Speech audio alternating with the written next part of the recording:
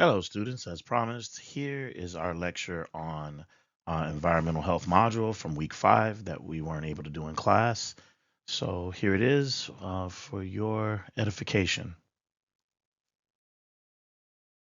Our learning objectives are to identify issues of how the environment affects our personal health on a daily basis.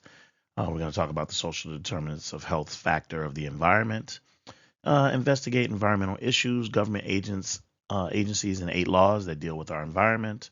Learn how to compare and contrast data and make observations. And we're going to talk about Superfund sites. So, right out the gate, I'd like to pose a question to you all. That question is, how do your surroundings affect your personal health? Right? If we were in class, I would go around and I would be pointing to each of you or some of you and asking you this question, hoping to get some feedback from you. Since we're unable to do that, I'll try to fill in some of the blanks here.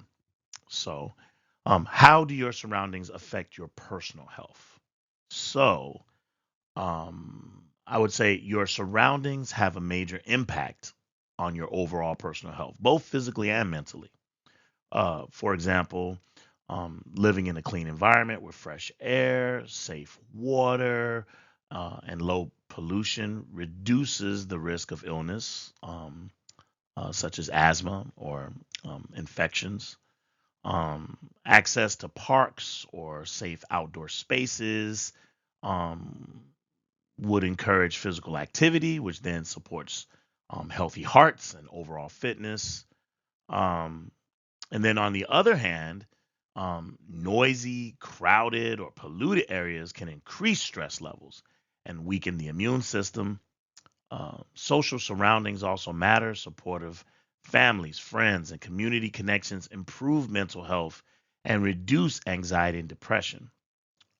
In contrast, toxic relationships or unsafe neighborhoods can lead to chronic stress, which negatively affects both mental and physical health. In short, I would say the environment you live in, physically and socially, play a powerful role in shaping your overall well-being, right? Um, and then the next part of that question is then how can your actions affect the environment, right? So we're talking about things like smoking cigarettes and using aerosol cans, hairsprays, deodorants, things of that nature. Um, those things can have an effect on the environment as well. Our actions can significantly affect the environment in both positive and negative ways, right? Like when we burn fossil fuels, the mismanagement of wastewater, litter, if we use too much plastic in our environment, we contribute to pollution and climate change and harm to wildlife, right? Deforestation or overusing natural resources can destroy habitats and reduce what we call biodiversity. I'm sure this terminology is nothing new to our environmental students, so please bear with me while I help catch the other students up to you all. Uh, then on the positive side, sorry, I lost my train of thought there. On the positive side, recycling, conserving energy and water, using public transportation, and supporting sustainable products help reduce pollution and protect natural resources. Even small daily choices like turning off lights, disposing of trash in the proper receptacle, going for a walk to the grocery store if it's within a reasonable range rather than hopping in your car, right? All these things can make a difference. Okay. What I'm trying to say in short is the way we live directly impacts the health of the planet. So the planet and humans, we rely on each other, right? There's a symbiotic nature, dependency on each other to keep both healthy and happy, right? So this brings us to our conversation about environmental health and what that is, right? So the environmental health essentially is the study of humans and their interactions within the environment. right? It explains chemical, physical, and biological agents that move through the environment affecting human health and investigates ways to control and minimize them, right? Keeping in mind, human health, right, as I said a second ago, is highly dependent on a high quality environment, right? And the professional in environmental health works to protect the overall quality of air, water, soil, and food, right? Air, water, soil, and food. But our air, water, soil, and food are only environmental concerns, right? Sometimes, right, when we're talking about public health, environmental health will miss these things, right? And it's that social determinant of health, right? The social determinant of health, right, which are the conditions in the environments where people are born, live, learn, work, play. You'll hear me say this several times throughout the semester, that affect a wide range of health function and quality of life outcomes and risks, right? And what we're talking about, which is often overlooked by environmentalists, are our neighborhood and environment. Okay, our neighborhood and environment. So when we're talking about our neighborhood and environment, we're talking about housing, right? And when I say housing, I mean a good home. I mean a home that protects you from the elements, right? A home that has clean running water, has good ventilation, protects you from things like uh, carbon monoxide, that's well heated, that's air cooled, that doesn't leave you to risks of lead exposure, things of that nature. Think about my grandfather. Think about that story, right? Uh, when we're talking about neighborhood and physical environment, we're talking about transportation. We're talking about vehicles that are clean with their emissions, um, vehicles that are not harming the environment. We're talking about um, having the ability to get to and fro our jobs, our doctor's appointments, and all of those things using clean energy, right? Electricity, the trainways, the L stations, things of that nature. We're also talking about safety, right? Safety. So the ability to go to and fro without being worried about crime, right? That that I'm safe from um, near do wells or people who are looking to cause harm, right? That I feel safe and comfortable in my neighborhood, right? So that when I go for a walk, right, or when I go to the park to shoot hoops, that I don't have to worry about gangs trying to recruit or threaten me. I don't have to walk down the street in fear of being worried that I'm going to get robbed or jacked, right? Um, Making sure that there are good walkways, right? Good sidewalks for me to be able to traverse back and forth to and fro, that there are good jogging paths and biking paths, right? That are right now, if you're looking at the makeup of this city, are basically being installed in places of affluence, right? So Lincoln Park, beautiful neighborhood up north, has lots of nice sidewalks, jogging paths, and bike paths, right? Parts of the South Side, like Hyde Park, where the Obamas live, absolutely, right? But south of Hyde Park, right? Inglewood, right? Roseland, not so much. Okay. Talking about healthy food access, where good restaurants, excuse me, restaurants and grocery stores are within reach of you, right? Um, there's no Whole Foods on the south side of Chicago, right? And even if there was, Whole Foods is not accessible um, to people who live around the poverty line, right? There are no farmers markets that really exist south of Hyde Park, right? For all those people of color who live beyond that, right?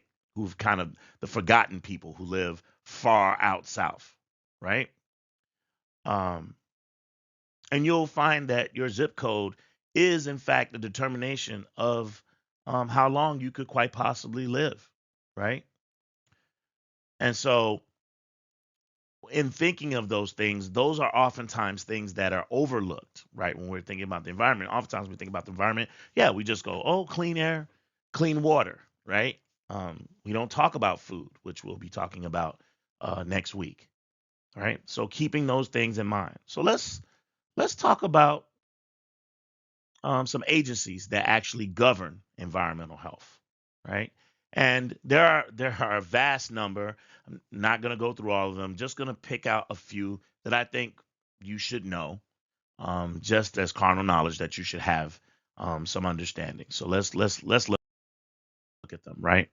So this is one that I think everyone should know. Public health students, in particular, you should know about the Environmental Protection Agency, or EPA, right? It was created in December of 1970. Its headquarters is in Washington, D.C.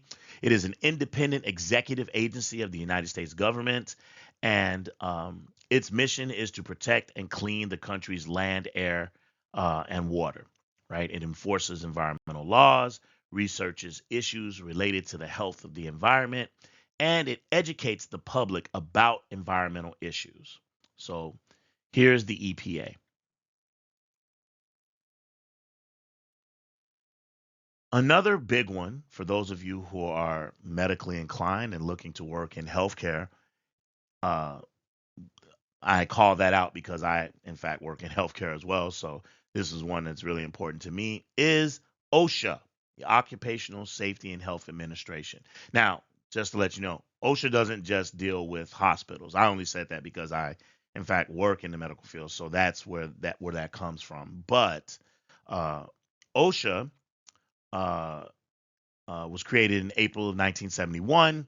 Its headquarters is in Washington, D.C. It is a regulatory agency of the Department of Labor, and it works to prevent injuries and other health problems in the workplace, sets safety standards for workplaces, helps train and educate workers.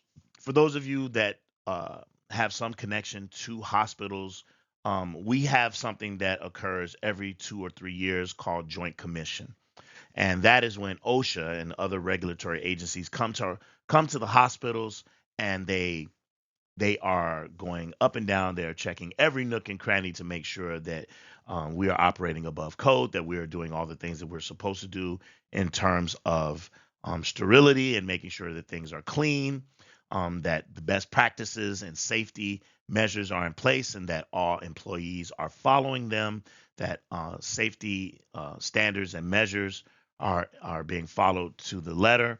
It's a very stressful time. Admittedly, it's a very stressful time around the office because everyone is on their P's and Q's, and we want to make sure that we get a good score so that we can continue to operate in our capacity. So this is OSHA. This is OSHA. The FDA, the Food and Drug Administration. Again, I'm sure all of you have heard of this one. The FDA was founded in June of 1906. Its headquarters is in Silver Spring, Maryland. It is an agency of the Department of Health and Human Services. The Food and Drug Administration is responsible for protecting the public health by ensuring the safety, efficacy, and security of human and veterinary drugs like the COVID vaccine, other biological products, and medical devices, and by ensuring the safety of our nation's food supply. Also, cosmetics and products that emit radiation. So, this is an incredibly important organization, and I'm pretty sure that some of these are going to pop up on the quiz. So, make sure that you understand and that you read these slides carefully, because again, I think that they're going to show up on your quiz. Okay. Other agencies such as Department of Agriculture, Energy, Wildlife Services, Forest Services, Geological Survey, the Weather Service, all of these things are important. And I have a link here that you can actually click on, and you can see the environmental agencies by state. So when this is posted on Sakai, it will be in a video form. I will also post the PDF version, so hopefully you'll be able to click on that link. If there are any students who are interested in seeing the list and you're unable to access it, just let me know, and I'll shoot you the link. I'll send it to you in an email. Okay.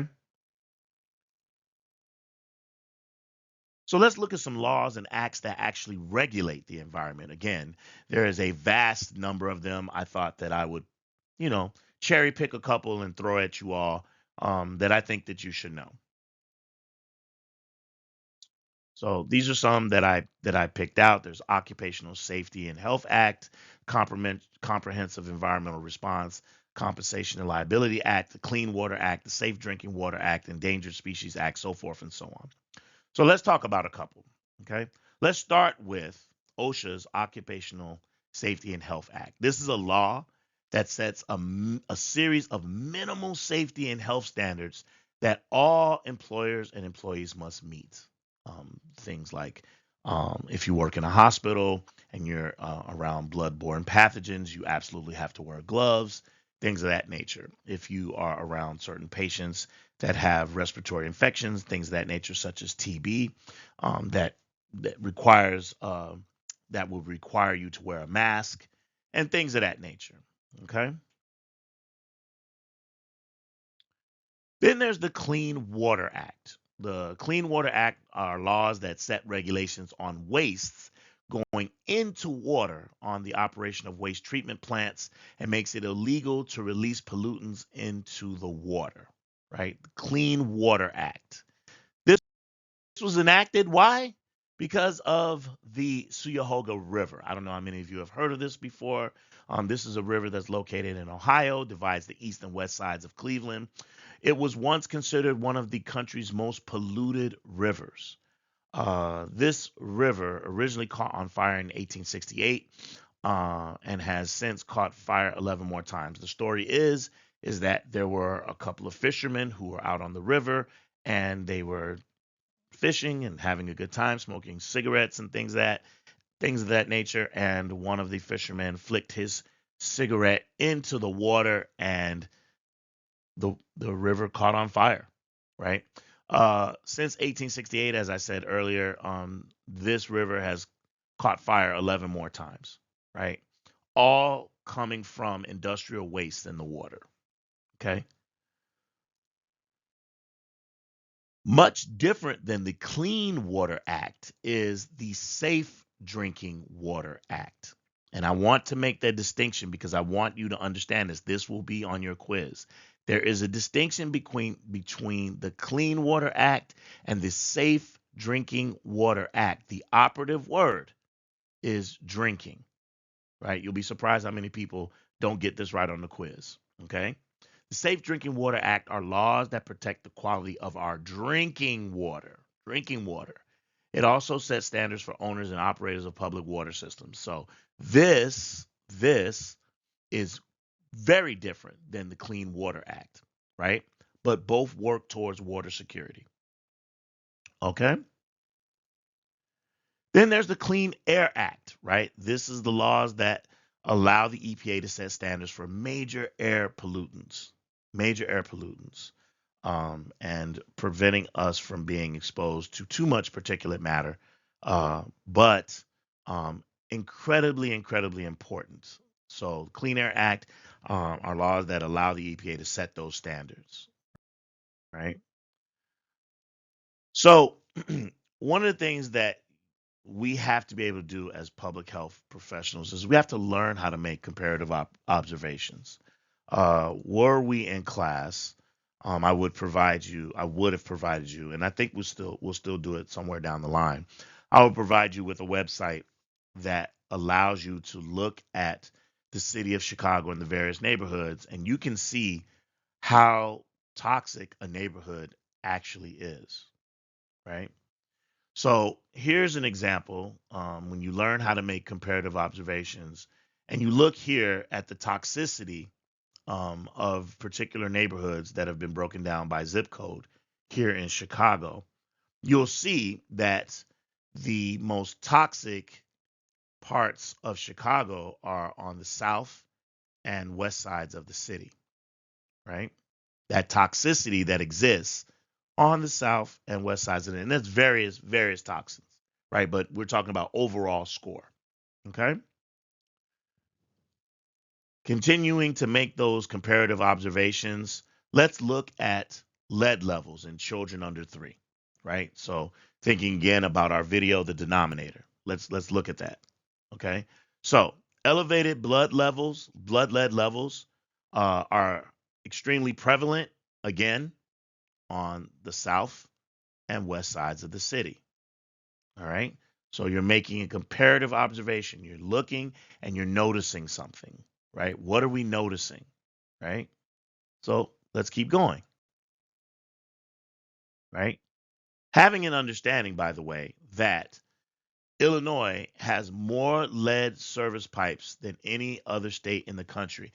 The foundation of this city was built on lead pipes, right? And Chicago has more than any other city. In Chicago, children are most likely to be exposed to lead while living or staying in older homes or apartments, particularly on the south and west sides of the city, right? Now, uh, Mayor Lightfoot, our previous mayor, was working was working on extracting those pipes throughout the city, but we're talking about a huge infrastructure of lead piping, and so they have been working on this. I know that Brandon Johnson has picked up the baton and kept that going, but it's very difficult to do this because in order to remove that piping, people have to be relocated, much like, again, like in the denominator. People have to be relocated because that is work that has to be done in the ground, the piping in your actual home. So this is not an easy task. Many people, in fact, aren't even aware that this initiative is available to them. Obviously, you have to apply. There's an application process, but many people aren't even aware of it, right? That's where public health has failed, right? In notification and letting the community know what's available to them, right? Uh, at this point, as of now, this city has only been able to handle 3% of lead pipe replacement. 3%. So they've got a lot of work to do when it comes to this um, uh, this predicament. But again, oftentimes you'll find that, as in the video that we watched, that when we're talking about communities of color, there's not a lot of urgency. Okay, so let's go back to our comparative observations. So we're talking about now gun deaths, income, race, right? And what we see again is this high prevalence of gun deaths. Where? On the south and west sides of the city, right? Low income that's being highly represented on the south and west sides of the city. And then here, there's a huge representation of people on the south and west sides of the city. And I don't think it takes much of a stretch for us to imagine which groups of people reside here, right? People of color, specifically African Americans, and some Hispanics as well, right? So what you're seeing, if you were to take these three representations of our city and overlay them, you'll see that all of these things are happening in black and brown communities. So I don't want anyone to say that Professor McIntosh is trying to, indoctrinate us and make us think it's here for you to see right in front of you, right? If you were to take these three maps and overlay them, you will see that gun deaths, income, race, lead exposure, toxicity, they all are happening and occurring on the same sides of the city where black people and brown people reside. Okay. Air pollution as well, right? Represented south, west sides of the city, right? Did you know that over 80% of urban residents are exposed to air pollution levels that exceed WHO limits? 80%. I'm pretty sure this is going to appear on the quiz as well. Okay. Over 80% of urban residents are exposed to air pollution levels that exceed the World Health Organization's limits. Which brings me to a conversation about something that we call Superfund sites. Superfund, not fun. Superfund sites. This is a location that's been contaminated by hazardous waste and has been, excuse me, been designated by the EPA for cleanup. Throughout the state of Illinois, there are many sites, county sites. There's Adams, Alexander, Joe Davies, Lake, Madison, Will, and they're all um, contaminated um, by various types of pollutants, pesticides, explosives, solvents, oily wastes, metals, things of that nature. So, um, some may say that a lot of this has to do with the corruption that's on the state and local levels. I'll leave that up for you to do your research and decide. Okay. Um, Incredibly dangerous, and again, oftentimes highly prevalent in communities of color. So, what I'd like to do is I'm going to wrap it here, and, I am going to attach a video about what I call the afflicted, because I like to put a face on things. I want you all to see how Superfund sites affect people and communities of color. So if you look on Sakai for this week, you will see a video that will follow this lecture. And I'd like for you all to look at it. I'd like for you all to look at it with open minds and an open heart. And I want to wrap it up here. I want to keep it short and tight. Please remember that you will be required to use this along with your readings in your textbook for quiz 2. So I think this is a good place to stop because I don't like to wax philosophic for too long. I don't want to lose you all. And again, um, I will also, in addition to posting this video of this lecture, I will also I'll also provide the slides. Okay. See you all in class on Tuesday. Be well. Peace and blessings.